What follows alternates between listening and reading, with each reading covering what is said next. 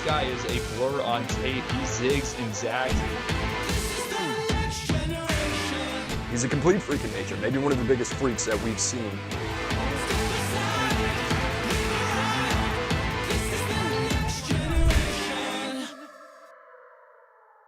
Hello and welcome into the 24/7 Sports Football Recruiting Podcast. I'm National Recruiting Analyst Cooper Petagna alongside 24/7 Sports Director of Scouting Andrew Ivins. 2027 Top 100. It's out today, Wednesday. Been in the oven for quite some time. Andrew and the rest of the boys been working hard behind the scenes. We'll talk about 2027 Top 100. We'll get to the transfer wire as well. But Andrew Ivins, been a long couple of weeks for you, buddy. Tell me how you feel. Coop, I am ready for college football, right? Let's take the lens off recruiting and let's get into the season, all right? I think August, September are supposed to be some light months for us, but I'm doing good, bud. I got rear-ended yesterday. Not any damage to my car, but what's crazy is I've been so locked into these 2027 rankings, I didn't even tell my wife for like 10 hours. I was like, oh, hey, by the way, I got rear-ended this morning. So I've been so dialed on the tape and putting these rankings together. I'm ready to talk about it, bud. The boy is dialed. The kid is dialed on the top 100 2027. Like I said, if you don't know what year that is and you're struggling to keep up, well, 2025 is the year of the rising senior right now. 2027 is the year of the rising sophomore. So that means these guys have not even played their sophomore year of high school yet. And Drew, I guess before we get into the rankings, why don't we explain that a little bit in terms of what we're really kind of hanging our hat on when it comes to the rankings? It's tough to kind of grade these guys without a lot of the film. So what are you and the rest of the staff doing at 24/7 Sports to say, all right, let's put this top 100 list together of a lot of these guys that quite honestly we're going to be wait and see mode on in 2 to 3 years from now? We don't even know if they're going to be in the spot rankings wise anyway. Coop, I've been with 24/7 Sports, I think, for 8 years now. And this has been a yearly exercise for the scouting department and all the analysts here, rolling out the initial 100 for each class. And it's not an easy exercise, but we've had a ton of success prior. I mean, you would go on 247sports.com, you look at the story that I put out, it goes through all the former first round draft picks that we've slotted up here. You look at the 2022 class, that's going to be fruitful for us as well. You had Luther Burden, T-Mac, Will Johnson. Those were all like top 15 players from us, and they kind of went wire to wire. They're preseason All-Americans, and they're going to end up likely being selected day one or day two of the NFL draft. So there's no exact science. I will say this, though. I think in recent years, we've really dialed it in terms of what we're looking for. And I want to make it very clear. We're not trying to identify the best freshman high school football player in America. There's way more that goes into this. We're looking for, projectable size. The varsity tape certainly adds some context, but we want guys that we think there is a ceiling. It's a lot of multi-sport athletes, a lot of guys with track and field. So it's a combination of things. We've seen these individuals, whether it be at camps, 7-on-7 tournaments. We've seen them out on the road. So it's a lot that goes into it. There's certainly going to be changes, but Cooper, I feel really, really good about the top of the board. All right, let's talk about the guy that you feel the best about, Elijah Haven, the new number one player in the class of 2027 out of Dunham High School in Baton Rouge, Louisiana. And Drew, I saw the player comparison on the scouting report to Joe Milton, obviously a guy that's turning a lot of heads in the preseason right now and the former Tennessee standout. But you can understand why you gave him that player comparison, 6'4", 210 pounds. He's got the multi-sport background as well, a guy that's a pretty heralded player on the hardwood. Drew, tell me what you liked about Elijah Haven and ultimately at the end of the day, why you decided to put him as the number one player in the country. Oh, Coop, it wasn't just me. It was a group decision, but there was a handful of players we were looking for to debut as number one in the class, and the name we kept going back to was Elijah Haven. Why? I think it's the supersized frame. He's got a powerful arm, and then he's got above rim athleticism. You mentioned the basketball context. I mean, this was a second team all-state selection as a freshman. He competes on the EYBL circuit with the same club that Keon Coleman used to play for. He was a talented hooper as well. Coop, I think the number one thing that jumps out about Elijah Haven is that internal clock in the pocket, right? He can make make a variety of throws off a variety of different platforms, but he avoids sacks. And I think that is so important for a young quarterback prospect. You said it, 6'4", 210 pounds. I think he's eventually going to be 225, 230 pounds. I didn't want to compare him to, someone that was a first-round pick. So I thought Joe Milton kind of fit the bill. And I actually went back and I watched some of Joe Milton's like early sophomore high school tape, and there are a lot of similarities to Elijah Haven. Now, what did Elijah Haven do this past year as a true freshman? He went 8-3, completed 67% of his passes, 11 to 6 TD to INT ratio. He protects the football. I think that's so key as well. And then he stretches it down the field. So, he's still very raw at this stage, but I really like all the ingredients here. I think he can bake into a potential franchise signal caller. Another name that comes to mind, Jacoby Brissett. He too was another heralded basketball player, got the job done at quarterback. He's at Florida, NC State. Feels like he's been with every NFL team out there, but really like Elijah Haven, that competitive drive. We saw him at the OT7 championships. Tom Lloyd made sure to point him out to me. And Coop, he's a smart kid. You see that 24/7 Sports profile. He's got an offer from Cornell on there. And then, to add some context, Drew, you sent this morning a screenshot of what you wrote on the number one player in 2026 in Faison Brandon just a year ago when the top 100 came out. Faison Brandon was a guy that hadn't started a game at that point in his career. Fast forward a year later, he's 13-1. Now he's the number one player in 2026. Elijah Haven, one of those guys, he's already got 11 starts under his belt. So that context right there, games played, and obviously the projection part of it gets us pretty excited about Elijah Haven. Drew, 2 through 4, the next 3 prospects on the list, you and I, the rest of the group, we're kind of conversing about this. How much value do we put into positional value as it pertains to the NFL when you're looking at a top 100 and a crop of guys that haven't even played their sophomore season?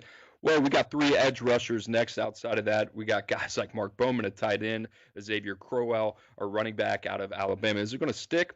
Probably not. But really, at the end of the day, we wanted to put the best players at the top of the board, and we'll see how it shakes out later. But let's start with those trio of edge rushers. Richard Wesley from California, DJ Jacobs, LaDainian Guyton, both guys from Georgia. Drew, let's start with Wesley.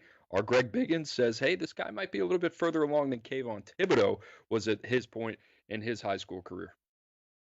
Coop, I don't know. I'm interested to hear which of your is your favorite from this rush trio. I think they're all kind of different in different ways. Richard Wesley, what stands out to me, very polished for a youngster. And you look at what he was able to do as a 9th grader, 9.5 sacks, constantly in the backfield. I think he's got a 12V engine, right? This guy gets to the secondary moves and creates negative plays. And Greg Biggins has brought this up. It's been a few down cycles in the Golden State. This year, we like a lot of these individuals, and it starts with Richard Wesley, who, from what I've heard, was really good at Oregon Saturday Night Live camp a few weeks ago, going up against some upperclassmen there. Yeah, I like Richard Wesley a lot. Biggie brought up the comparison of Kayvon Thibodeau. I don't think he's going to be a 5 technique at the next level. I think this guy ultimately, at the end of the day, he's already 250 pounds plus. He's going to play with his hand in the ground. Ultimately, a guy that is going to probably slide inside at some point of his career. But in terms of the best way to describe him, I think the word would be polished. That's what you talked about. This guy, ceiling and floor game, got a lot of room to grow and develop as well. Drew, the next 2 guys, DJ Jacobs, LaDainian Guyton, tough decision here as you go back and forth between the 2 Peach State products. Let's start with DJ Jacobs. Pretty interesting story. His godfather, Drew, I believe, is Mark Richt, right? And a guy that's just really kind of hell on wheels off the edge at Blessed Trinity there in Georgia. Tell us what you like about him. He is a violent player, and Clint Brewster on our scouting team, he put this in his report on Next Gen, and I think it fits it to a T, kind of like Dallas Turner in the sense that he finishes with authority, and he's an opportunistic rusher, Cooper, 6'5", right? Excellent upfield burst, and when he gets a chance, he makes sure that he is going to capitalize, get that sack. 3 forced fumbles as a freshman in Georgia's 2nd highest classification. He was named the Rookie of the Year in his region. Coop, I mean, you said it. He's got ties to Georgia, and I think if you are a fan in the SEC or just of college football, it's like you got to throw your hands up. I mean, this guy is elite, total package to me, and he seems like a fast break layup for the Bulldogs. Tom Lloyd talked to him on the phone. Sounds like Georgia's doing an excellent job. He's already visited school there, but I love him because he's, like I said, he's a violent football player, Cooper. And then you look at the frame, 6'5". He's nowhere close to being filled out. He's a pup. This is a guy that's eventually going to carry 250, 260. I think you could use him maybe as a situational rusher on the inside at some point during his collegiate career. They just grow these guys on trees out of the state of Georgia. The other guy, LaDainian Guyton, same school as Elijah Griffin, the 5-star in 2025. You put those two together, two guys that are very, very difficult to block. But, Drew, this was the one, just in terms of length, the height, weight, speed, qualities that you see, the track and field background. LaDainian Guyton, I know we love to talk about, hey, are these guys going coast to coast? These trio of pass rushers, even though Richard Wesley is probably going to grow into a guy that's going to be a bigger defensive lineman, Jacobs and Guyton off the edge. But specifically Guyton here, I want to talk about just your kind of vision of him and maybe how he compares to a guy like DJ Jacobs. Coop, I know you too well because I know what you're hinting at here. He's the twitched up individual, right? He's the one that can bend, attack the corner. I think his fluidity, movement skills, they jump out on tape. And really, you look at this trio of edges. You said it, Richard Wesley, DJ Jacobs, LaDainian Guyton.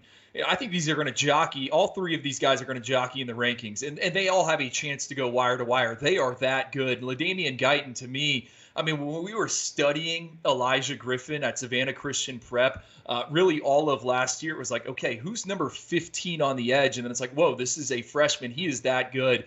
He is twitchy, Cooper. Really like him. And I think what's unique about LaDainian Guyton, is he could be a 3-4 jack on the outside, but I also think he could fit in as more of an off-ball linebacker as well. On the lighter side now, Tom Lloyd told me I think that Guyton has added 15 pounds over the past few months. There's a photo of him circulating there out on X, one of those weight room transformations. This guy, too, is also going to morph into an animal up front.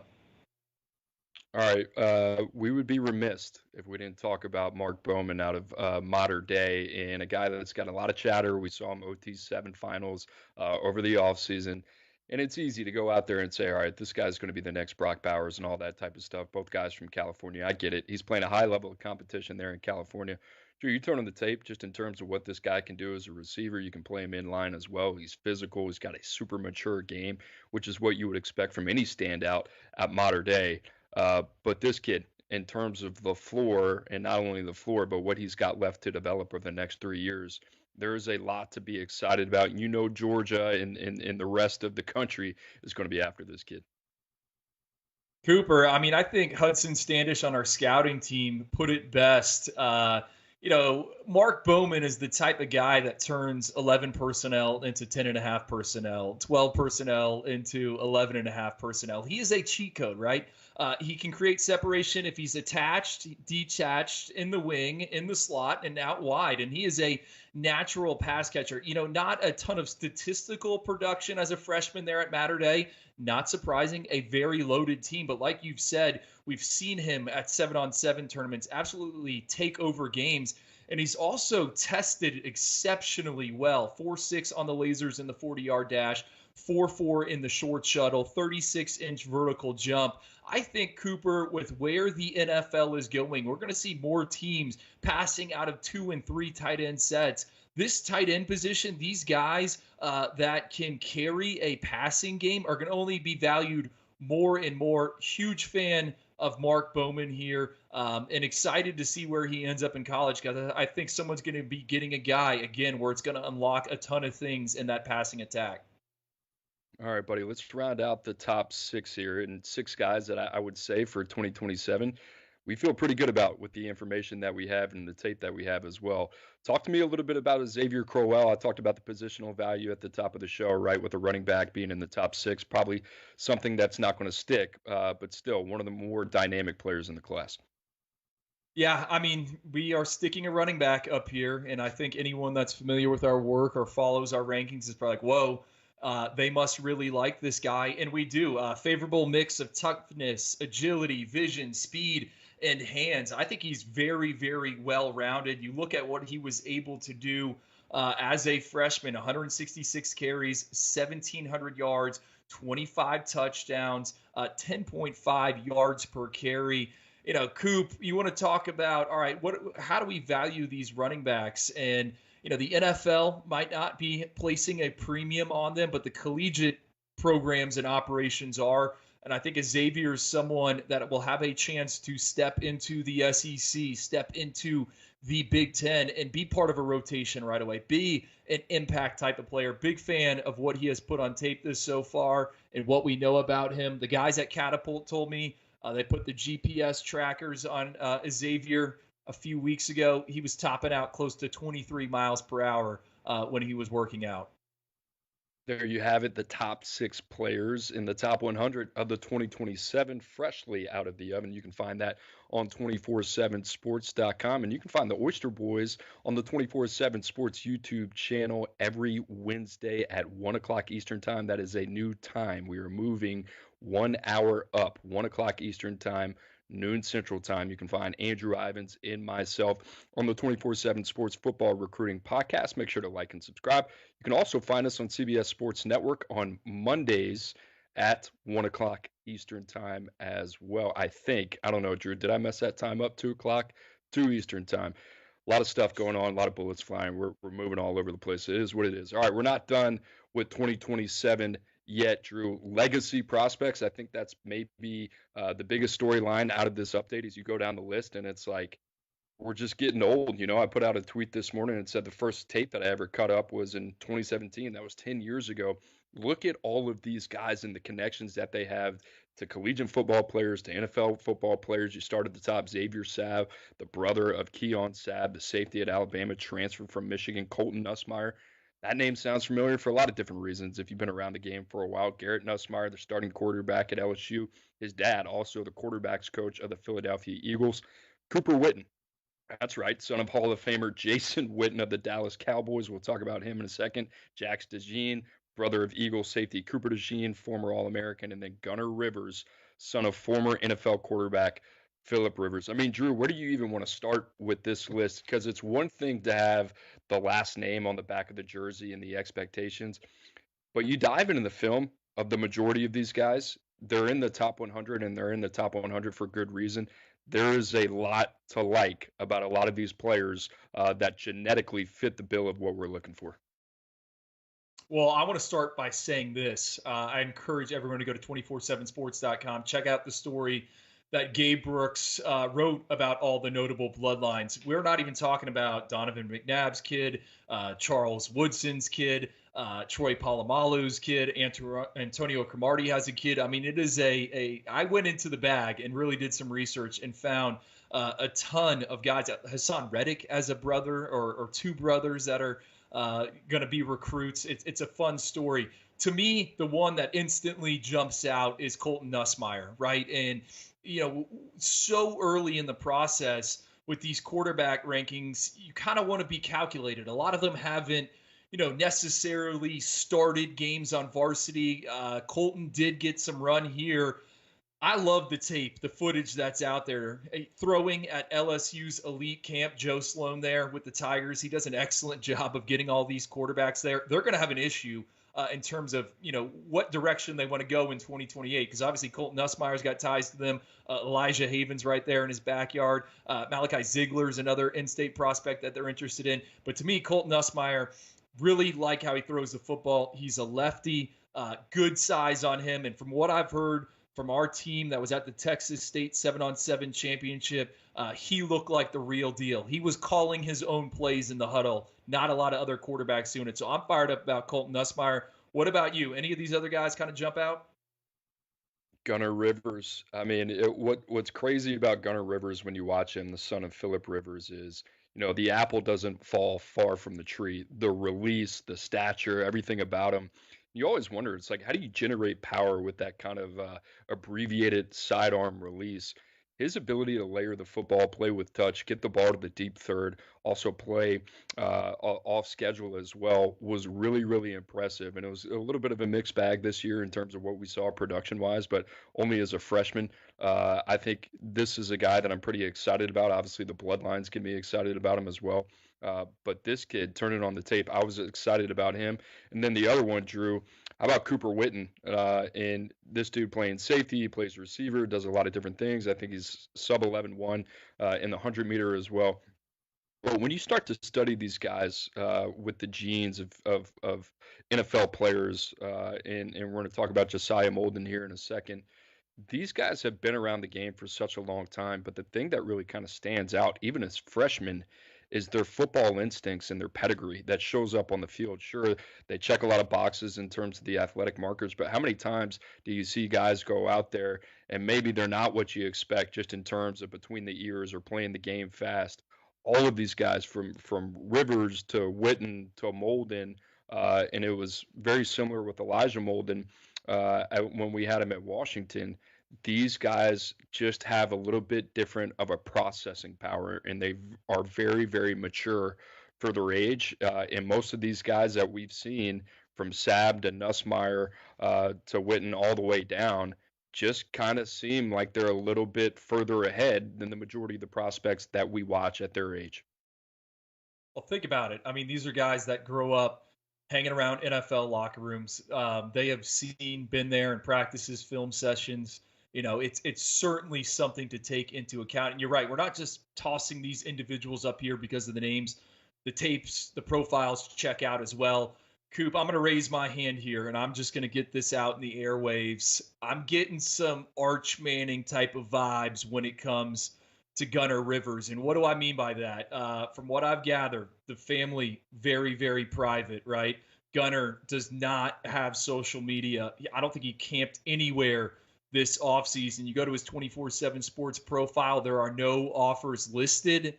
I did some digging, and from what I've gathered, NC State, where Dad played, they have extended an offer. But this could be a kid where he has, 20 or so scholarship offers, and we just don't know. And don't forget, Philip was on the Manning cast last season, so I'm not ready to say, all right, Gunnar Rivers is going to be an Arch Manning-like recruitment, but it's very interesting. It's kind of a mystery what's going on there. And then again, you said it, the tape checks out. He kind of throws just like Dad, but as a freshman, over 3,000 yards passing, 29 touchdowns, just 4 INTs. Guy, I'm hoping we see here on the camp circuit soon because the film we really like at this stage. Anna Adams is going to have her work cut out for her in terms of like getting to the bottom of that recruitment, what's going on. He's got some stuff going on. NC State, North Carolina, Clemson. You would think that all those guys are involved with a guy like Gunnar Rivers. Drew, the last name I want to mention, we didn't mention, Landon Williams-Callis, the cousin of Jaquiz and James Rogers. Remember those two that ran all over USC back in the day, springing the upset in Corvallis at Oregon State. Dude's pretty good. Guy can also roll. Kind of reminds me, guess what? A little bit of his cousin. So there you have it. The legacies all throughout the top 100 of the class of 2027, and a bunch of names to know. And like Andrew said, you can find Gabe Brooks' article on the legacies and the bloodlines in this class on 247sports.com. Drew, a couple other standouts that we want to make sure that we highlight before we go to our next segment. I guess I'll give you the tee box here, but two guys you like, Sequel Patterson and Torrey Pittman. These two would be like my blue chip star prospects. If we were in a war room, Cooper, and we had a board, I'm putting tags next to them. Sequel Patterson might be related to Cordell Patterson. We're still trying to figure that out. They're from like the same area in South Carolina. I was looking up Sequel Patterson's background. Cordell Patterson came out, got on Google Maps. I'm like, whoa, these high schools are 20 miles apart. So we think they're distant cousins. But, man, Cooper, he is a throwback do-it-all athlete, primarily featured as a run-first quarterback, but he makes plays at running back. He makes plays at wide receiver. I think you can make a case that, hey, maybe his ceiling is highest as a safety or a corner. 6'4" high jumper, scores in double figures on the hardwood all the time, holds a basketball offer from Radford. A few regional schools have offered this kid, but I'm just saying right now, the college football regulars need to check him out. Saquil Patterson, huge fan of him. And then Torrey Pittman in Nebraska kind of reminds me of a young Xavier Nwankpa, the safety there at Iowa. He flies around, man, and he smacks people. Two-way player, 23 feet plus in the high jump, according to our friends at NextGen. That's an explosion score. Very, very green, 95, the highest in the class so far. So those are two on my radar that I have circled that I think a lot of schools are going to offer here in maybe the coming weeks or coming months. Green is good, by the way, folks. Anytime you hear us say, all right, he's got green numbers or whatever, whether it's in track and field or with arm length, wingspan, whatever, green is good. Just remember that. All right, two for me, Drew. Justin Weeks, a guy that you compared a little bit to LJ McCray. We've seen him at tackle, we've seen him at end. The more you kind of dig into him, those green numbers, right? Green is good. Justin Weeks, there is a lot to like there. That is a player that we can grow with. And I say that a lot. What do I mean by that? Well, he's young, he's got developmental upside, he's got all those traits, and he's position versatile. The fact that we're trying to figure out whether this guy is going to be a tackle or whether he's going to be a rush end is a pretty good problem to have. Those are two premium positions where a guy like Justin Weeks is going to have a lot of suitors coast to coast. And then the other one, Drew, I feel like it's a coming of age story for us. I think we've gotten a little bit smarter about how we kind of attack Mississippi and gotten a little bit more comfortable with knowing that we're probably going to be missing a lot of the pieces when it comes to evaluating these guys. It's just tough when you evaluate guys in the state of Mississippi. But Deshaun Dillon, let's talk about him a little bit, man. Number 22 player, a guy that I think you were very convicted on, confident on. The more I kind of leaned into him, the more I got around it as well. Deshaun Dillon is one of those guys, springy, lower body explosive, plays above the rim, all those kind of definitions that you would talk about a guy being able to win 50-50 balls, have some run after catch ability. That's Deshaun Dillon. And Drew, you brought up the fact that he's got two offers at the SEC level already in basketball. Says a lot about him. We've seen that with guys like Cunningham, the five-star committed to Alabama in the 2025 class. This just seems like a little bit of a safer bet, a little bit of a safer projection for us. 2 years out, you know this guy's going to end up being something. Cooper, I mean, I think kind of one of my takeaways right now with this class, and I've watched a lot of these individuals. I know people think we're not grinding the tape, is no clear-cut wide receiver one, right? There's some guys we have at the top of the board. Still some question marks out there, but we don't have a Cam Coleman. We don't have a Jeremiah Smith. There's not like a Travis Hunter floating around out there. There's not a Luther Burden. Those guys haven't emerged yet. Now, with that being said, I think Deshaun Dillon is someone that we have circled and we're keeping an eye on. Dante Tyson out of Arizona. I think he's got 3 offers. We're big fans of that dude as well. And then I'm searching for my last name, Damani Warren in Las Vegas. Like, these guys are all height, weight, speed wide receivers. It's going to be fun to kind of track and see who emerges, because I think right now we don't have the answer of like, all right, we love this wide receiver. And that's why you see a quarterback, 3 edge rushers, a tight end, and a wide receiver in the top 6. Shout out to my boy Drew. You know, I've said it a lot. I said it on Twitter today. This is a thankless job. It's a great job, but Drew's job of evaluating 200 prospects to get to 100 prospects for the class of 2027, and you're not dealing with a ton of information here. You're not dealing with a ton of quality film. There are a lot of blanks that you have to fill in. It's a tough job, Drew. So golf clap for you. I know it's difficult. We've had like 3 updates here in the last 7 or 8 weeks. So it's a grind. I know you and I are looking forward to this season, cool down a little bit, and then get right back into that 2025 tape. Guys, like I said, if you want to read more about the 2027 release, make sure to go to 247sports.com. Wall-to-wall team coverage, recruiting rankings, transfer portal updates, everything you need to know about fall camp on 247sports.com. Our team site's doing a heck of a job keeping you up to date with all the information that you need. Recruiting doesn't sleep. Doesn't matter if it's a dead period or not. Doesn't matter if it's August. Doesn't matter if it's December. Doesn't matter. Recruiting is here year round, and that's why we have jobs, so we're thankful for it. And that is our transition into the transaction wire. Drew, a lot going on, I think, since you and I really kind of talked about the 2025 class, names flying off the board. Let's start with a 5-star, the number 14 player in the country, the number 2 offensive tackle. About this one, Josh Petty to Georgia Tech. That one happens on Monday. You and I were on the show when that happened.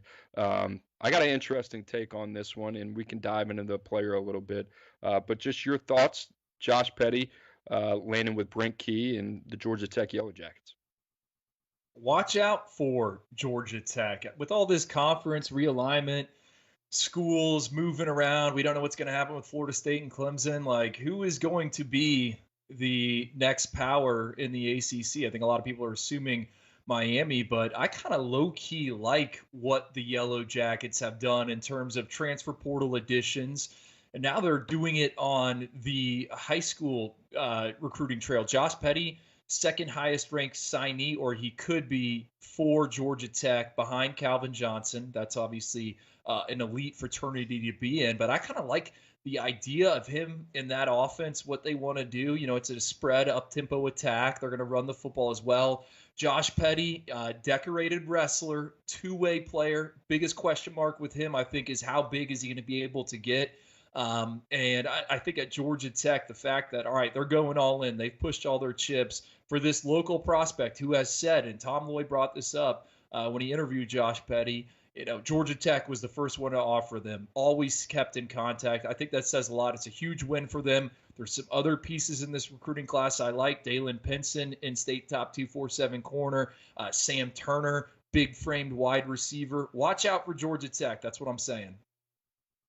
All right, so here's the added context to this. Pete Nakos of On3 reported this morning that Josh Petty is getting $800,000 a year from Georgia Tech, right? That's reported and out there. And what you would expect for somebody like Georgia Tech, who is not a household name on the national scene, a team that's trying to really kind of rebuild themselves, rebrand themselves under Brent Key.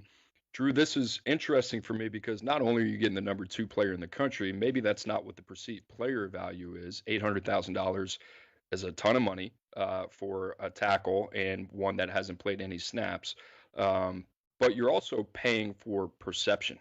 And the fact that we're talking about Georgia Tech right now and they have a top 25 class, it's a smart move. And I think you might have to overpay. And I think that's what happened with Georgia Tech. They obviously have to fend off a lot of contenders as well that have a lot more cachet, credibility from a win-loss standpoint, from a program prestige standpoint, from a player development standpoint. But you end up getting Josh Petty.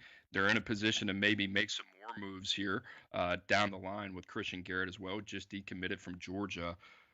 Georgia Tech, like, this is the price of doing business. It's like a small market team in the NBA that's going to have to overpay a name to really kind of register some momentum and some excitement around the program. And that's kind of what I see Georgia Tech is doing right now. I don't know if that kind of jives with you at all, but when I heard that $800,000 number, I thought that was, even for a premier tackle out of high school, I thought that was a lot. But you understand Georgia Tech, it's like if you're going to invest in anybody, you're going to invest in a guy that's got a 4.0 plus GPA that you think can play multiple positions.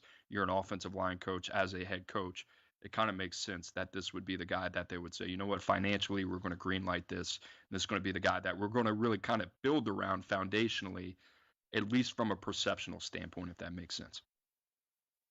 My raw reaction to when I saw that figure is, okay, Josh Petty's got to play. Like, you want to start penciling in a preseason true freshman All-American team for 2025, go ahead and put Josh Petty in there. I mean, that is a ton of financial commitment. I heard this from a few general managers at the Player Personnel Symposium. We were talking about offensive linemen, and I think some schools are gun shy to pay for these tackles, right? Let's say Josh Petty doesn't play as a freshman, right? He gets a backup role as a sophomore.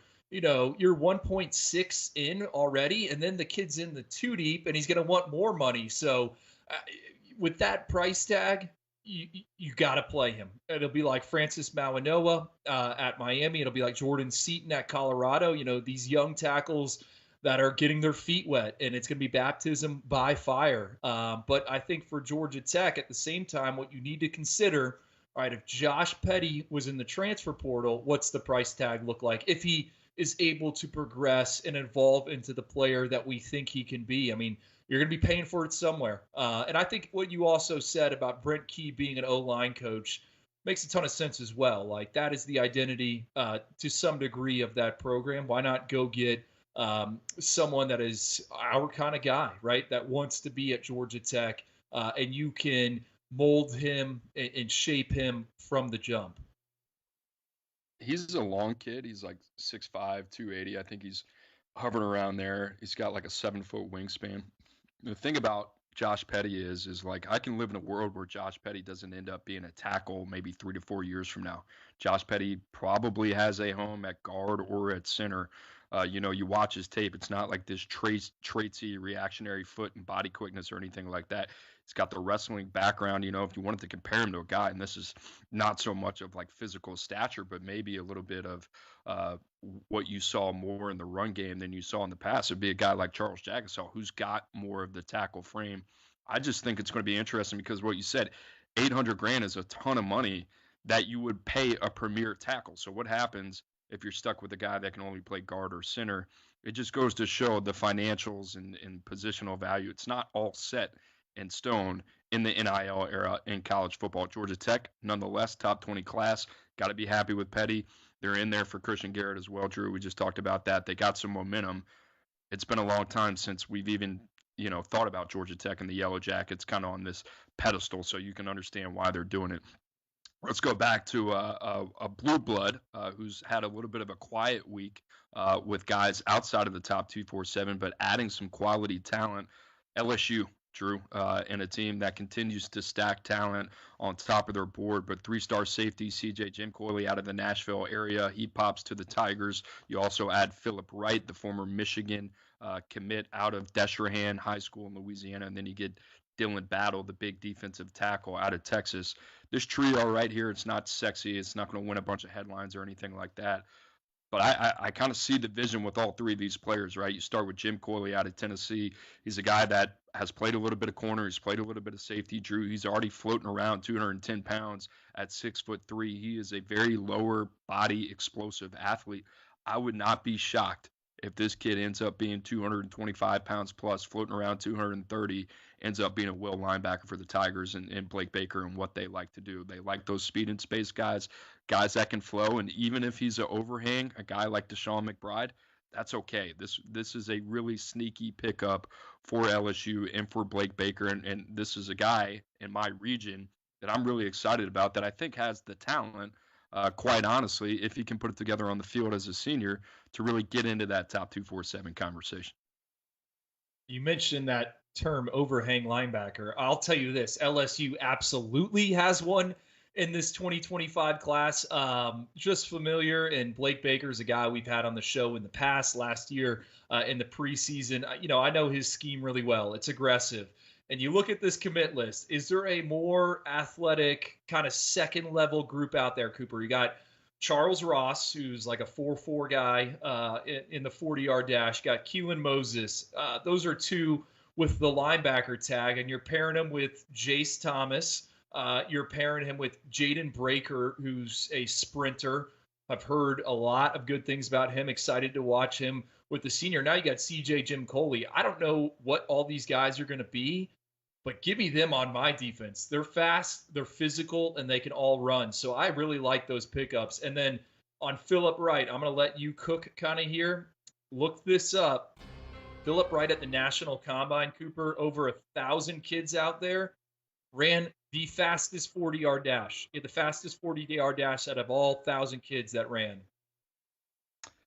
10.46 in the 100-meter, I believe, this past offseason. And, I mean, he can roll. I think that's the biggest thing. You look at LSU's receiver room.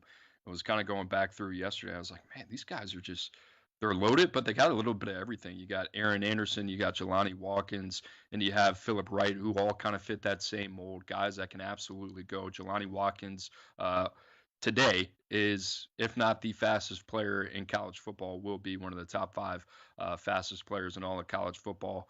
You got guys on the outside like C.J. Daniels, Kyron Lacey, the young guys, Shelton Sampson, Kylan Billiot making plays. And then on top of that, their tight end room is super diverse in the fact that you got 2 guys in Pimpton and Trades Green, and And then you got Mason Taylor, who's incredibly well-rounded and skilled tight end that can give you some inline blocking as well. So a lot of credit should go to Joe Sloan, Cortez Hankton, Slade Nagel, that group in terms of how they've put that offense together. I'm looking at LSU's offense and I'm thinking, all right, they got one of the top 5 units in all of college football on the offensive line. They got a Garrett Nussmeier who's eager to prove. I went back, I watched that Wisconsin game. Like, he can sling it, and make you hold your breath every now and then. But in terms of what they have, that talent infusion, Caleb Jackson, big year. I kind of like what they've done outside of the top 247. It's kind of the same thing that Brian Kelly did at Notre Dame. They had guys that they knew fit certain positions. They're going to be in a position to maximize that. Dylan Battle as well, Drew. The 3 defensive linemen that Bo Davis has brought in, they are trying to add some size and some pluggers on the interior. They have not had that. They've been missing depth. Dylan Battle gives them that. You got guys that can play the nose guard, the 1 technique, the 3 technique. LSU, in a terrible way, needs those big bodies. Now they have it. Throw in Dominic McKinley from last year. I feel better about the defensive recruiting for LSU than at any point I have in 3 years with Brian Kelly. I feel the best about it right now. I don't know if you feel the same way. Yeah, I mean, Brandon Brown, Zion Williams, you would have to think 1 or 2 of those guys and that trio of IDLs is going to pan out. I would agree with you there. All right, where are we going now? Up tempo. Yeah. Sorry, up tempo. Maryland. I think you and I have talked more about the Terps than we ever have in the last 3 years doing this together. Masai Delhomme, top 247 athlete, commits to the Terps. We have him inside the top 120, the number 11 athlete in the country. The Terps are up to number 23 in the 24/7 Sports composite team rankings. Drew, I'm going to let you cook on this guy a little bit because, man, the more you dig into him, he's a player, and the Terps are kind of getting it done all over the place. Absolutely is, Cooper. I mean, my kind of safety, right? Very intelligent on the back end. Awareness, instincts, IQ, I think it all shows up. It's so important, right, for these guys with how many teams want to air it out. You need to be able to locate the football. Masai Delhomme does just that. The one thing that kind of stings with him, dealing with an injury, waiting to see if he's going to play as a senior. But this is a nice pickup for the Terps in their recruiting footprint. And you think about that recruiting class, Malik Washington, some of these other wins that they've had, a lot to like for Mike Loxley, who has won 3 straight bowl games, but I think he needs a big season. All right, up tempo, my fault, lost track of time. Here we go. Georgia, they get a commitment from top 247 corner Jonte Gilbert, Notre Dame. They also added safety Brandon Logan. Can't wait to talk about this kid. Michigan, they go into Texas to get Jaden Sanders. Drew, all 3 of these guys, super talented kids that bring something different to each of these programs. Let's start with Gilbert, hometown kid there in the state of Georgia. Big kid, 6'1", 190 pounds plus, can play corner, probably going to end up being a safety. I don't know if he's sticky or reactionary enough to kind of play in that star role. Kind of see him more of as a dime kind of safety, but pretty interested to see kind of how he fits with Georgia. Is not really kind of like a body type or athleticism combination I think we typically see on their back end, if that makes sense. Well, this is kind of one of me and your, our arguments. I would try this kid at corner, right? And I think about a year ago to the date, I had a chance to see Jonte Gilbert in the first game of his junior season. It was right during the Corky Kell Classic. I remember I was out there with Benjamin Wolk. We got to see Gilbert work out. I mean, Cooper, I think he has a chance to play on the perimeter and potentially in the boundary, right? And he's someone that you saw the size. I think he needs a year or 2 in the weight room. Just knowing Jonte, what I do like about him, and you mentioned, okay, is he as twitched up as some of these other guys Georgia has gotten in the past? I think he has the right mentality between the ears. And to me, he's a guy that's going to show up in Athens, right? And he's going to figure out real fast if he's about that life. And I think for Georgia, if they can get him going, definitely a program guy, definitely someone that's going to be able to find a role. I'd start him at corner. I see what you mean by safety. But from a height weight standpoint, I like the pickup for Georgia. All right, two other guys I mentioned, Brandon Logan to Notre Dame. Drew, I don't know how much you studied this kid. I know he's on the discussion board. We're going to go back, recalibrate. I know Notre Dame fans are probably going to ask about that. This kid can roll. I kind of love his temperament, the way that he plays downhill. The verifieds that we've gotten back are all very impressive as well, but he is a heady defender. We got him rated as 87 overall. I don't know if that's going to change or not, but like I like this kid. I like the way he plays football. Right, Coop, and worked out for the Notre Dame staff at the Irish Invasion. I think the first week of June. From my understanding, that's kind of when they moved his card up the board, right? And he became a priority for them. The two-sport athlete thing is interesting to me. Notre Dame seems to be so open to that with Faison, the lacrosse player. And I think that might have given them an in here with Brandon Logan. Absolutely agree with you. Like the idea of him on the back end, a guy we're going to certainly dig in on here once the senior seasons begin. I think they start this weekend. Hawaii is already playing football. All right, Drew, we got 6 or 7 minutes. I told my wife we'd get out by a certain time, so we're going to try to get under that. So I'm going to rattle off a list of names, where they went. Feel free to dish. I'll dish a little bit. Then we'll get into our final thoughts. All right, here we go. What we got next? Isaiah Mosey, flipped from Oregon to Nebraska. Interesting one. I'm sure we want to talk about that one.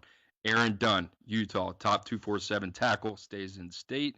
No surprise there. Cameron Smith, flipped from Duke and Manny Diaz to Penn State. Little irony there. And then top 247 defensive lineman DJ Sanders commits to Texas A&M. I know it's a mouthful, but wherever you want to start, bud. Isaiah Mosey, I think, for Nebraska, and we'll see what happens this weekend with David Sanders and his looming decision, which you can catch on the 24/7 Sports YouTube channel. But to me, I mean, Raiola has gotten Nebraska in some doors that I don't think they've been in the past. And Mosey was committed to Oregon, got a chance to see him, Cooper, at one of these overtime OT7 tournaments in Orlando. He's got massive quads in a good way, like built like a sprinter. And I think about that passing attack right there in Lincoln. We always bring it up. It needs to get better. Ja'Cory Barney sounds like he's going to play as a freshman, but I think Isaiah Mosey is another kind of chunk play machine, and you're seeing him catch some deeper passes here. I think he's someone that you try to scheme open underneath, right, and let him pick up those yards after the catch. Let him run away from defenders. So I really like this one for Nebraska. Probably going to fly under the radar, but to me, he's going to elevate what that offense can be. So I'm a fan of that addition. All right, I'm going to talk a little bit about DJ Sanders, like that pickup from Texas A&M. I think you and I have kind of talked about Mike Elko and the way they go about business, and it's not really flashy, but at the same time, this is a program that is super intentional with the way they recruit. And DJ Sanders is one of those guys. He's hanging outside the top 100. He's not a dude that you're going to see at the top of every list when you get to talk about his position group. But Drew, you talk about a guy that can penetrate consistently. And give you a little bit of juice on the interior. That's DJ Sanders. I'm fired up about what that Mike Elko defense is going to look like. This is kind of a sneaky big get, because it's not like DJ Sanders didn't have a plethora of suitors out there. Mike Elko, his staff, they do an incredible job. They get another guy like this to stay in state, and I think that's kind of how they're going to build it. Coop, when Elko was hired, what did we kind of highlight? What do we think was going to be different there at Texas A&M? It's going to be the back end of that recruiting class, right? Jimbo was so focused on the 5 stars, and they came with some baggage. I thought the back end of the recruiting class was where this program was going to be made, and I don't even know, where's DJ Sanders stack up? Is he like number 8 prospect currently for them? This is where I think Texas A&M is going to make a difference. Yeah, and it's been a complete 180, and no disrespect to Jimbo. They did a phenomenal job, and of course, in talent acquisition at the top of their board. But, the fact that we haven't been talking a lot about Texas A&M and they're not in all of the storylines, and I don't know. It just feels like a very business lunch pail approach, which is really reflective of who their head coach is. They just kind of keep their head down. They go about their business. That's how they do it inside their program walls, and that's how they're doing it now on the recruiting trail. So Texas A&M, I think it was going to be a little bit of a question mark. How's this team going to identify talent? How are they going to recruit? How are they going to acquire? They've done a tremendous job. I don't really have any questions about Mike Elko or his ability to build a contender in that league. Excited about Texas A&M. All right, Drew, final thoughts here. We want to dish a little bit on Julian Lewis. It's been a topic of conversation after our Tom Lloyd kind of broke it down yesterday. Talking about Julian Lewis in the USC commit, if you don't know anything about him, well, I guess one of the more storyline players in the class of 2025, former number one player in the class of 2026, reclassified to 2025. He's been committed to USC for quite some time. But, Drew, there's obviously been a lot of noise out there. Is he going to end up at Auburn? Is he going to end up at one of these other spots? Well, right now it seems like Indiana might be the most viable landing spot. Drew, just your raw reaction to what you think of that hypothetical if Curt Cignetti and Julian Lewis were to partner up there.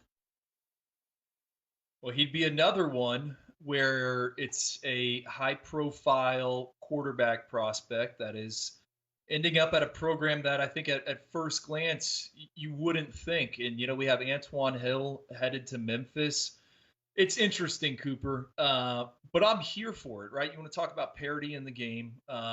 It's going to put Indiana on the map. I mean, from a pure passer standpoint, I know we've broken down Julian Lewis so much. He plays an ESPN game next week. We're going to be talking about Julian Lewis again and what he does. I mean, I think he could absolutely step in and play right away for the Hoosiers, and he would give them an injection of life into that program, right? And that's something that they need. Curt Cignetti obviously had a ton of success at his previous stop. Didn't know he had these type of recruiting chops, but I will add, I know a former Indiana staffer that told me kind of the NIL figures that this new look Indiana staff has. They got a lot of money, and I'm assuming Julian Lewis could get a huge chunk of that. I don't know, Coop, what do you think? I mean, you told me I don't even know what it was. Like back a couple months ago, you're like, yeah, Julian Lewis will take a snap for Indiana. And this was before I think he'd even taken his official visit. I said the same thing about Dylan Raiola. Ultimately, at the end of the day, I think it's, with Raiola ending up in Nebraska, says more about the recruitment.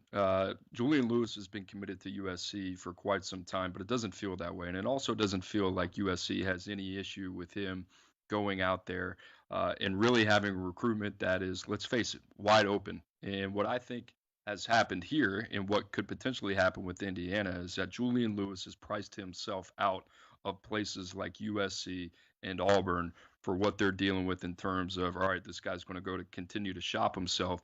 For Indiana, who's it makes sense for the most? Curt Cignetti, in a similar way to we're talking about Brent Key. Now you're talking about a top 50 player in the country who throughout a lot of his recruitment was a five-star and was one of the most well-renowned players. So for Curt Cignetti, year one, you want to generate buzz, you want to generate excitement. The perception deal around programs is a lot bigger deal than I think a lot of people think, right? To get excitement, to get more people looking at your program. The other thing is like, we've talked about this with Petty and now with Lewis. How's that going to impact other recruits, especially if you got a guy that can come in day one from the state of Georgia, it's been put on a pedestal, and give you some really valuable snaps and a little stability at a position where you haven't had that in quite some time. If there's one place that it fits, it would be Indiana, as opposed to, all right, he's going to go out to California. Lincoln Riley's going to recruit the next best guy right after him. Or he's going to go to Auburn and he's got to go compete with a guy that's a lot more traits here, a lot bigger and a lot more physical, and Walker White. And then after that, Hugh Freeze is going to bring in another guy just like that, And the reason that Julian Lewis has gotten knocked is a little bit because of the size and what we think his potential can be as an NFL draft prospect. That is not to say he's not going to be a good college football quarterback. But at the end of the day, I've always felt he fits more of a Indiana than he does a USC or Auburn. In his head, Julian Lewis probably still thinks he's the best player in the country, and he's got a dollar figure amount that's here, and other teams don't view him that way. And Indiana says, you know what, it makes a lot of sense for us. We'd be happy to give you that. We're trying to get back on the map, and this guy gives them a little bit of a pathway to relevancy, and they haven't been relevant in a while. And it's not just relevancy from a public perception standpoint, it's relevancy with recruits. They can sell this guy, they can get behind him. I think this is why it makes a ton of sense. And I think ultimately at the end of the day, not only the financial amount, it's a good investment for Indiana. I don't know if it's a good investment for Auburn or USC. I probably would argue that it's not, but for Indiana, it makes a lot of sense, quite honestly. Gosh, Coop, this is the NFL is here in college football, right? It's like a big free agent quarterback. Some teams might not want the sticker price, but there are teams out there that want it, and these kids can choose to play wherever they want to play. All right, last thing I got for you. Who was the last NFL quarterback for Indiana? Putting you on the spot. You probably don't even know. No, I do. I know his name, and I mean, it sounds terrible that we're doing this live, but I can't remember. But it wasn't that long ago, right? It was only a couple years ago. He's been bouncing around the league. I know who it is. Yes. Nate Sudfeld. People are like, you don't know who that is. I know who Nate Sudfeld is. Yes, but yes. All right. Should we end on Nate Sudfeld? Yeah. Who does he play for right now? God, I don't know. Giants. That's close. Detroit Lions. Same, but different. All right, guys. We appreciate you joining us. For Andrew Ivins, I'm Cooper Petagna. Have a great rest of your week. We'll see you next week. Oh, and last thing, David Sanders, 5-star, #1 offensive tackle in the country. He commits right here on the 24/7 Sports YouTube channel Saturday at 1:15 Eastern. Make sure you don't miss it, guys. Like I said, appreciate you joining us. And for the DOS, I'm Cooper Petagna. See you next week.